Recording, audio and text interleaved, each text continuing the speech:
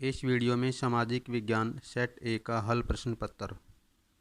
नील नदी का वरदान किसे कहा जाता है? मिस्र, Iraq, Iran, Afghanistan. Option A मिस्र को। ईसा मसीह के उपदेश किस ग्रंथ में संग्रहित है? ईसा मसीह के उपदेश बाइबिल में संग्रहित है। महात्मा बुद्ध के बचपन का नाम डैश था? महात्मा बुद्ध के बचपन का नाम सिद्धार्थ था। महमूद गजनवी के भारत पर आक्रमणों के पीछे क्या उद्देश्य थे? मुख्य उद्देश्य भारत से अपार धनराशि और सोने को लूटना था। भारत में इस्लाम धर्म का प्रचार प्रसार करना, इस्लाम का प्रसार करके मुस्लिम जगत में प्रसिद्धि पाना। मध्यकालीन यूरोपीय समाज के 3 प्रमुख वर्ग कौन कौन से थे? पादरी वर्ग, सामंत वर्ग और कृषक थे। पादरी वर्ग का समाज में सबसे ऊंचा स्थान था और इनका यूरोपीय समाज पर बहुत अधिक प्रभाव था। पादरी वर्ग गिरजाघर से संबंधित थे, जो ईसाइयों का उपासना घर होता था। दूसरा सामंत वर्ग। सामंत वर्ग का प्रमुख कार्य न्याय और रक्षा करना था। सामंत वर्ग यूरोपीय समाज का शासकीय वर्ग था। तीसरा कृषक वर्ग। यूरोप में कृषकों की दशा अत्यंत दयनीय थी। उनका जीवन दासों जैसा था। सरस्वती सिंधु सभ्यता की विश्व को क्या क्या देन है? सरस्वती सिंधु सभ्यता ने विश्व को प्रथम नगरीकरण की सभ्यता से अवगत कराया। सबसे पहले कांस्य धातु का प्रयोग होने के कारण इस सभ्यता को कांस्य सभ्यता कहा जाता है। इस सभ्यता के लोगों द्वारा वृक्षों की पूजा किया जाना पर्यावरण और वनस्पति के प्रति उनकी सजगता को दिखाता है। अनाज को लंबे समय तक संग्रह करके रखने के लिए अनागार बनाए जाते थे। साम्राज्यवाद व उपनिवेशवाद में अंतर स्पष्ट कीजिए। साम्राज्यवाद की प्रकृति मुख्यतः राजनीतिक होती है। उपनिवेशवाद की प्रकृति मुख्यतः आर्थिक होती है। जब कोई शक्तिशाली राष्ट्र किसी अन्य कमजोर देश पर अपना राजनीतिक नियंत्रण स्थापित करके उसका शोषण करता है, उसे साम्राज्यवाद कहते हैं। उपनिवेशवाद के अंतर्गत औपनिवेशिक राष्ट्र उपनिवेश देश के आर्थिक, प्राकृतिक व मानवीय संसाधनों का प्रयोग अपने हितों के लिए करता है। साम्राज्यवाद में दूसरे देश को विजित करके अपने देश को शक्तिशाली बनाना होता है। उपनिवेशवाद में दूसरे देश को जीतकर अपने देश को आर्थिक मामले में शक्तिशाली बनाना होता है। 1857 की क्रांति के मुख्य कारण क्या थे? राजनीतिक कारण। लॉर्ड वेल्जली की सहायक संधि और लॉर्ड डलहौजी की लेफ्ट नीति ने अनेक राज्यों को हड़प लिया था, जिससे भारतीय शासक नाराज हो गए थे। लॉर्ड डलहौजी ने नाना साहब को मिलने वाली पेंशन बंद कर दी थी। आर्थिक कारण। अंग्रेजों ने भारी कर लगाकर किसानों को जमींदारों की दया पर छोड़ दिया। अंग्रेजों ने व्यापारिक नीति इस तरह अपनाई कि इंग्लैंड का ज़्यादा से ज़्यादा फायदा हुआ और भारतीयों का ज़्यादा से ज़्यादा नुकसान। सामाजिक कारण। भारतीय समाज में फैली अनेक बुराइयों को अंग्रेजों ने बंद कर दिया, जिनमें सती प्रथा, बाल विवाह आदि। इससे भारतीय एक वर्ग नाराज हुआ और अंग्रेजों के सुधारों को गलत माना। धार्मिक कारण। लॉर्ड डलहौजी ने एक ऐसा कानून पास किया जिसके अनुसार यदि कोई धर्म परिवर्तन कर लेता था तो उसे पैतृक संपत्ति से वंचित नहीं होना पड़ता था। सैनिक कारण। अंग्रेज अफसर भारतीय सैनिकों से दुर्व्यवहार करते थे। भारतीय सैनिकों को पदोन्नति के अवसर बहुत कम मिलते थे। तत्कालीन कारण। ब्रिटिश सरकार ने नए कारतूस लेकर आई। इन कारतूसों में गाय व सूअर की चर्बी लगी होती थी, ऐसा कहा जाने लगा। इन्हें प्रयोग करने से पहले मुंह से काटना पड़ता था। बैरकपुर छावनी में मंगल पांडे नामक सैनिक ने चर्बे वाले कारतूसों का प्रयोग करने से इनकार कर दिया, जो क्रांति का एक बहुत बड़ा कारण बना। स्वतंत्रता प्राप्ति के पश्चात देश के सामने कौन कौन सी समस्याएं थीं? क्या बंटवारे की समस्या थी? भारत विभाजन के कारण 80 लाख शरणार्थी पाकिस्तान से भारत आए। इनके रहने, खाने व रोजगार की समस्या बहुत बड़ी समस्या थी। देशी रियासतों की समस्या। आज़ादी के समय भारत में 600 से ज़्यादा रियासतें थीं। इन सभी रियासतों को कैसे एक सूत्र में बांधा जाए? विकास की समस्या। भारत की अर्थव्यवस्था कृषि पर आधारित थी। कृषि पूरी तरह वर्षा पर निर्भर थी। किसानों को सिंचाई सुविधा उपलब्ध करवाना भी एक समस्या थी। राष्ट्रीय एकता की समस्या। आज़ादी के बाद भारत की 34 करोड़ जनसंख्या ऊंची नीची जातियों में बंटी हुई थी। विविधता और भेदभाव वाले लोगों को एक राष्ट्र के रूप में संगठित करना, देश में शांति व्यवस्था कायम रखना। आज़ादी के बाद भारत में हिंदुओं और मुसलमानों के बीच बहुत ज़्यादा दंगे हो गए थे। इन दंगों के बाद शांति व्यवस्था बहाल करना भी राष्ट्र के सामने बहुत बड़ी समस्या थी। किस वर्ष में श्रीलंका एक स्वतंत्र राष्ट्र बना? 1946 में, 1947 में, 1948 में, 1949 में। उत्तर ऑप्शन सी 1948 में। डैश साथ आकर संघ बनाने का उदाहरण है? अमेरिका, भारत, पाकिस्तान, श्रीलंका।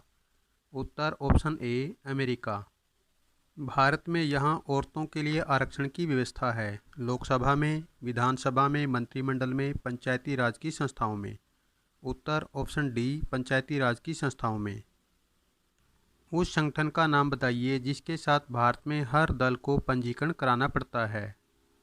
चुनाव आयोग में हर राजनीतिक दल को अपना पंजीकरण कराना पड़ता है। किस आंदोलन का नेतृत्व मार्टिन लूथर ने किया?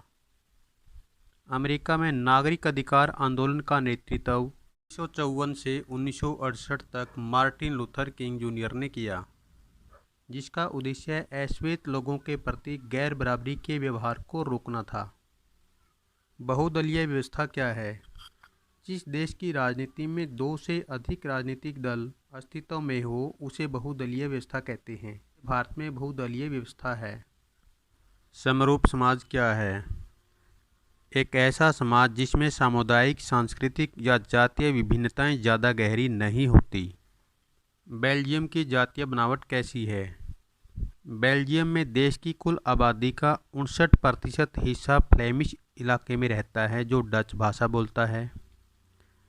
40% लोग वेलेनिया क्षेत्र में रहते हैं जो फ्रेंच बोलते हैं और शेष 1% लोग जर्मन भाषा बोलते हैं।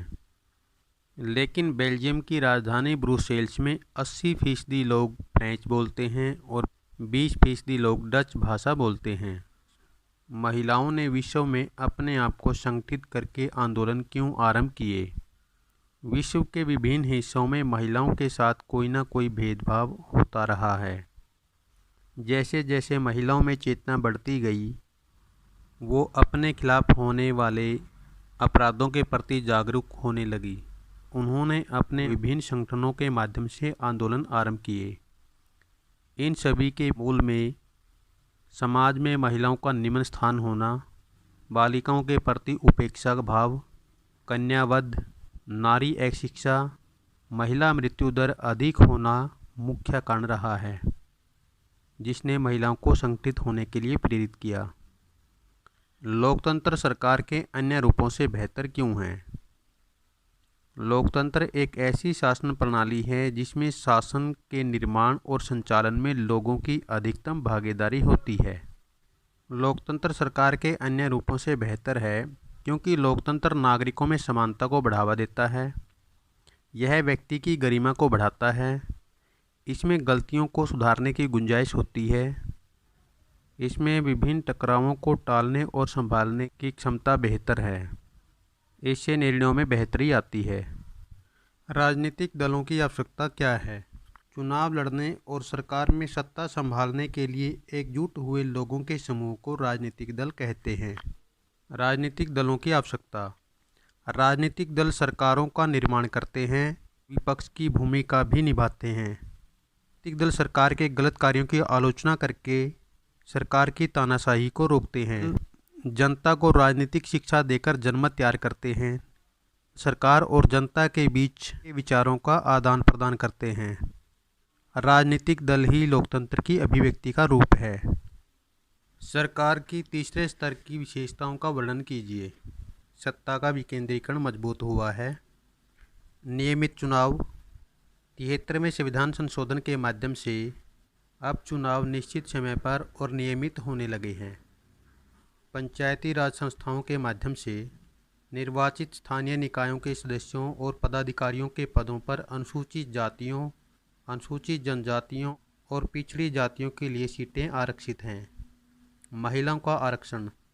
स्थानीय निकायों में 1/3 स्थान महिलाओं के लिए आरक्षित कर दिए गए हैं। इससे महिलाओं की भागीदारी बढ़ी है। स्वतंत्र राज्य चुनाव आयोग का गठन। प्रत्येक राज्य में पंचायत तथा नगरपालिका के चुनाव कराने के लिए राज्य चुनाव आयोग का गठन किया गया है। वित्तीय स्वायत्तता। राज्य सरकारों ने अपने राजस्व तथा अधिकारों का कुछ भाग इन स्थानीय संस्थाओं को सौंप दिया है। इनमें से किस राज्य में काली मिट्टी मुख्य रूप से पाई जाती है? जम्मू और कश्मीर, महाराष्ट्र, राजस्थान, झारखंड। उत्तर ऑप्शन बी महाराष्ट्र में। पंजाब में भूमि निम्नीकरण का निम्नलिखित में से मुख्य कारण क्या है? गहन खेती, अधिक सिंचाई, वनोन्मूलन, अति पशुचारण। उत्तर ऑप्शन बी अधिक सिंचाई। पर्वत पूरे भूक्षेत्र के कितने प्रतिशत भाग पर विस्तृत है? भारत के संदर्भ में पर्वत पूरे भूक्षेत्र के 30% भाग पर विस्तृत हैं। काली मिट्टी को दूसरे किस नाम से जानते हैं? काली मिट्टी को दूसरे रेगड़ मिट्टी के नाम से जानते हैं। 3 राज्यों के नाम बताइए जहां काली मिट्टी पाई जाती है। काली मिट्टी मुख्य रूप से महाराष्ट्र, गुजरात और मध्य प्रदेश में पाई जाती है, जो कपास की फसल के लिए बहुत उपयुक्त है। नवीनीकरण संसाधन क्या है? परिभाषा दीजिए। नवीनीकरण संसाधन प्रयोग करने के पश्चात एक निश्चित समय में अपने आप बन जाते हैं। जल, वन, सौर ऊर्जा, पवन ऊर्जा, ज्वारीय ऊर्जा इस प्रकार के प्रमुख संसाधन हैं। ये ऊर्जा के गैर परंपरागत स्रोत होते हैं। खनिजों का वर्गीकरण बताइए। खनिजों के मुख्य रूप से 2 प्रकार हैं, धात्विक खनिज और अधात्विक खनिज। धात्विक खनिज में लौह अयस्क, सोना, चांदी, तांबा, टीन आदि शामिल हैं। अधात्विक खनिज में पोटाश, अभ्रक, नाइट्रेट, कोयला आदि शामिल हैं। खनिज क्या है? लौह खनिज के प्रकार बताइए और व्याख्या कीजिए। भूप्रकृति से प्राप्त वे पदार्थ जिनमें चट्टानों की संरचना के विपरीत एक विशेष प्रकार की संरचना होती है, खनिज पदार्थ कहलाते हैं। लौह खनिज वे धात्विक खनिज जिनमें लोहे का अंश पाया जाता है, जैसे लौह अयस्क, मैग्नीज, निकल, कोबाल्ट आदि। लौह खनिज के प्रकार। लौह खनिज में मैग्नेटाइट, हेमेटाइट, लिमोनाइट और सिडेराइट शामिल हैं। भारत में लौह अयस्क का उत्पादन झारखंड, उड़ीसा, छत्तीसगढ़, आंध्र प्रदेश, तमिलनाडु, कर्नाटक आदि राज्यों में होता है। आधुनिक मशीनी युग लोहे का युग है। लोहा एक भारी उपयोगी धातु है। उपयोगिता के आधार पर लोहे को आधारभूत खनिज कहा जाता है। सामान्यतः किसी देश का विकास किस आधार पर निर्धारित किया जा सकता है? प्रति व्यक्ति आय पर, औसत साक्षरता स्तर, लोगों की स्वास्थ्य स्थिति, उपरोक्त सभी। उत्तर ऑप्शन डी उपरोक्त सभी।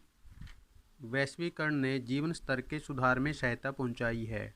सभी लोगों के, विकसित देशों के लोगों के, विकासशील देशों के श्रमिकों के, उपयुक्त में से कोई नहीं। उत्तर ऑप्शन बी विकसित देशों के लोगों के। डैश क्षेत्र के श्रमिक वस्तुओं का उत्पादन नहीं करते हैं। तृतीयक। प्रच्छन्न बेरोजगारी से आप क्या समझते हैं? ऐसी स्थिति जिसमें एक काम में आवश्यकता से अधिक लोग लगे होते हैं, यदि उनमें से कुछ लोगों को हटाकर दूसरे कामों में लगा दिया जाए तो उत्पादन पर कोई प्रभाव नहीं पड़ता। प्रच्छन्न बेरोजगारी अधिकतर कृषि क्षेत्र में पाई जाती है। ऋण के औपचारिक व अनौपचारिक स्रोतों में क्या अंतर है? औपचारिक स्रोत ये स्रोत रिजर्व बैंक ऑफ इंडिया के नियंत्रण में कार्य करते हैं। इनकी ब्याज दर कम होती है। इनकी ऋण वापसी की शर्तें आसान होती है। अनौपचारिक स्रोत इन पर रिजर्व बैंक ऑफ इंडिया का कोई नियंत्रण नहीं होता। इनकी ब्याज दर अधिक होती है। इनकी ऋण वापसी की शर्तें ऋण देने वाले की मर्जी के अनुसार होती है।